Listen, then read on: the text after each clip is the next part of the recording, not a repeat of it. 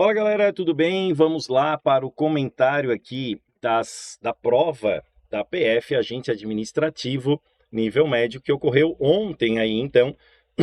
E eu já estou fazendo contigo aqui uma correção extraoficial aí. O gabarito ainda não saiu, nem o gabarito provisório, nem o gabarito definitivo. Então aqui a gente tem um extraoficial. E se vocês tiverem alguma dúvida, ou se saindo o gabarito provisório tiver alguma divergência aqui, podem me procurar, eu vou deixar aqui na descrição desse vídeo as minhas redes sociais, e aí a gente pode conversar sobre um possível recurso aplicado aí, beleza? Então bora lá, vamos trabalhar aí com as questõezinhas. Uma parada que eu fiquei muito feliz é que toda essa prova a gente viu no nosso curso aí, seja no meu 360, lá do básico ao avançado, quanto também aí nos cursos que eu gravei aí, né, pelo Brasilzão afora, em relação à parte teórica, também em relação à parte de questões, e algumas dessas questões também apareceram aí nas revisões de véspera. Por isso a importância da revisão de véspera, porque a gente relembra ali, né, e no último dia, então, vocês têm acesso aí a informações preciosas que vocês vão lembrar aí, porque fica bem fresquinho na memória. Então vamos lá. Questão número 41. LAN. Olha só. Lá quando a gente começou a trabalhar sobre a parte de redes, eu falei para vocês, cara, a Cebrasp adora esse negócio de LAN, PAN, MAN e WAN. LAN é uma rede de computadores geralmente restrita a um único ambiente físico. Ela disse geralmente, nem sempre, mas geralmente, como um escritório, olha só, pequeno, ou uma escola grande, permitindo a comunicação entre os dispositivos locais. Perfeito. Lembra que a rede local é aquela que vai interligar equipamentos que estão em uma sala, em andares de um mesmo prédio, ou até em prédios vizinhos, desde que da mesma instituição. Então, tu tens a Wi-Fi da tua casa, que é uma rede LAN, e existe aí escolas, campos universitários, que também são redes locais. 42. Em redes de computadores, o endereço IP é definido como o protocolo responsável pela conversão de nomes de domínios em endereços físicos de dispositivos. Está errado, galera. Por quê? Porque o IP é um endereço lógico composto por 4 grupos, no caso de IPv4, e depois a gente vê que avança para o IPv6, e endereço físico seria o endereço MAC. Lembram que é aquele endereço que fica lá na placa de rede. Quem faz essa associação e não a conversão é um cara chamado de ARP, tá? O ARP é o protocolo que vai fazer, então, essa conversão aí, essa associação, na real. Por quê? Porque eu preciso associar o endereço IP ao endereço MAC, para que quando a informação chegue para aquele endereço IP, o equipamento lá, por exemplo, o switch, saiba quem está conectado naquela porta. Ah, é o MAC tal. Tá, esse MAC tem qual IP? Então daí o ARP faz essa comunicação, tá? E aí cuidado, né? Porque se eles tivessem falado o seguinte, ó, em redes de computadores, o DNS é definido como o protocolo responsável pela conversão, lembra que tinha isso, conversão, tradução, de nome de domínio e endereço IP dos sites na internet? Aí ok. Então eles deram uma misturada ali em relação ao DNS e o IP. 43. No Windows 10, o recurso visão de tarefas, a gente também bateu bastante em cima disso daqui, inclusive esteve no pré-prova, permite visualizar em segundo plano as tarefas que estão sendo executadas pelo gerenciador de tarefas. Errado. Galera, o gerenciador de tarefas mostra todas as tarefas em execução, inclusive aquelas tarefas ocultas que eu não consigo ver ali na minha barra de tarefas aberto. Por exemplo, o driver da minha impressora, por exemplo, o meu antivírus em funcionamento. Então, isso tudo são programinhas que ficam abertos, que o gerenciador de tarefas identifica que é um processo em execução, mas não vai ser mostrado no visão de tarefas, porque no visão de tarefas mostra apenas as janelas que estão abertas. Tá? Então, 43 está errado. 44, essa daqui eu lembro em alguma das revisões, porque em todas as revisões isso aqui apareceu. Eu ainda falei, olha, a Sebrasp está gostando muito de cobrar a função soma C e conte.C. E aí, numa das revisões, eu ainda falei, olha, quando a gente escreve, é muito importante a gente lembrar que, ó, vou colocar aqui, sei lá, de A1 até D5, sejam somente os valores maiores do que 20. E eu falei para vocês, ó, o símbolo ali de comparação, ele vai ficar dentro das aspas. Eu ainda comentei, fica meio estranho, mas é assim que funciona. Ao se utilizar a função soma-C do Excel, caso haja um critério que inclua símbolos lógicos ou matemáticos maior, menor, igual e assim vai, ele deve estar entre aspas duplas. Perfeito, gabarito da 44, letra C. 45, olha lá, ó, surgiu conte.C. Foram as minhas duas apostas de funções aí no pré-prova e apareceu. Considere que, em uma planilha do Excel 2019, nas células de A2 até A200, então olha só, a gente tem 199 células aí, tá? Porque o A2 conta, então 199. Da coluna A sejam registrados diferentes tipos de crime. Então, tem vários tipos de crime que estão ali registrados de A2 até A200, tá? Furto, roubo, homicídio, por aí vai.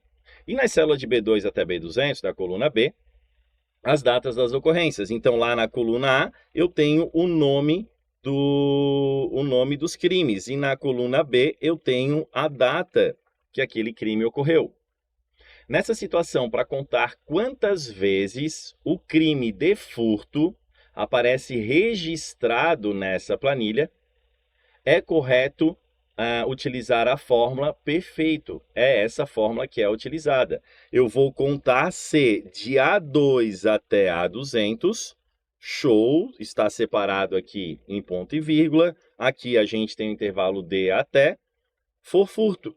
Então, se for furto, ele vai contabilizar. E é de A2 até A200, perfeito aqui, gabarito está correto.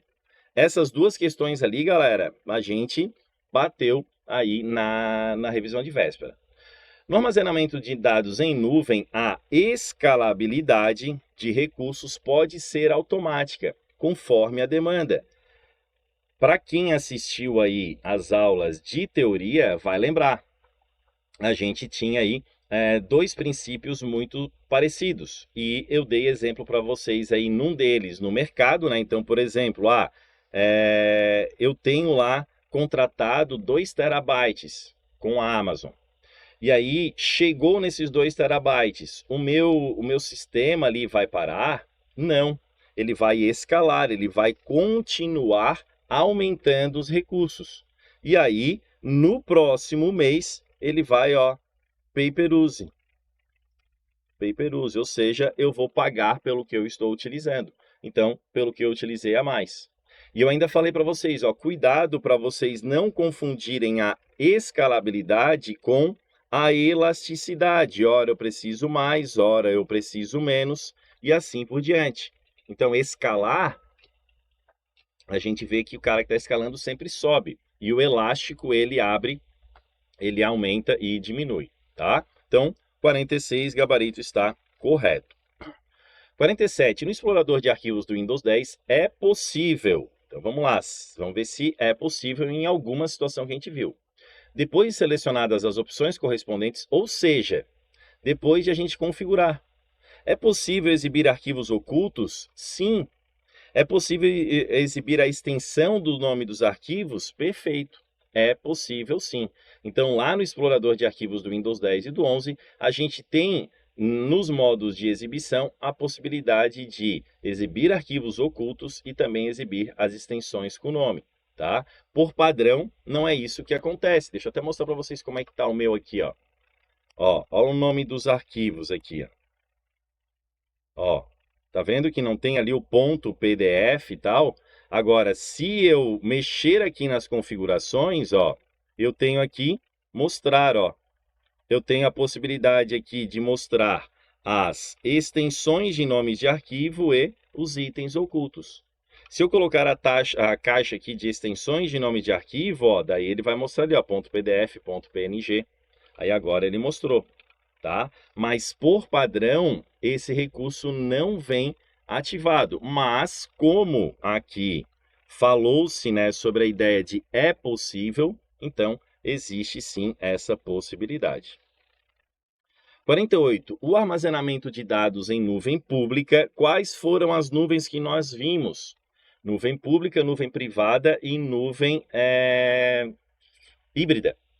A nuvem pública é aquela que eu não tenho controle, que as informações vão para algum servidor em algum lugar do mundo. A nuvem privada é aquela que a instituição tem o controle. Eu dei exemplo para vocês, né? A nuvem pública, o OneDrive. Quando eu salvo um arquivo no OneDrive, eu não tenho ideia de onde esse arquivo foi parar. Quando eu tenho na nuvem privada lá do IFSC, por exemplo, onde eu trabalho, eu sei que aquele arquivo foi parar lá nos servidores no data center da reitoria. Então, olha, o armazenamento de dados em nuvem pública garante total controle físico dos dados pelo usuário. Não. O que melhora a segurança da informação. Está errado. Se aqui eu tivesse colocado nuvem privada, aí ok, tá? Mas nuvem pública não, então 48 está errado. 49. Rootkit é um conjunto de ferramentas que permite ao atacante ocultar a presença de outros malwares. Perfeito. Lá na aula de segurança da informação, a gente vê que o rootkit ele é responsável por abafar ali, esconder outros malwares, para que o sistema de segurança não os encontre, tá? Até aqui tudo certo. Contudo, sua principal fragilidade é a facilidade de ser detectado. Claro que não. Senão, não faria muito sentido eu ter o rootkit. Se ele é facilmente detectado, então detecta-se o rootkit, tira o rootkit da máquina e ele descoberta aí todos os outros malwares que ele estava acobertando, tá? Então, o erro aqui ele é dizer que a fragilidade dele é a facilidade de ser detectado. Outro item que eu falei para vocês, Sebrasp adora esse cara aqui, ó, para a gente colocar inclusive o cifrão. Ransomware é um tipo de malware que não pode ser propagado por phishing. Povo, o phishing, que é aquela ideia de levar uma informação até a tua caixa de e-mail, ou então te motivar a clicar em algum link, é uma das principais portas aí para a infecção de vários tipos de malware. Então, o phishing pode sim propagar ransomware, mas bloqueia o acesso ao sistema ou criptografa os arquivos da vítima, sendo exigido um pagamento de resgate para que o acesso seja restaurado. Tá? O único erro é dizer que ele não pode ser propagado por phishing e ele pode sim. Beleza?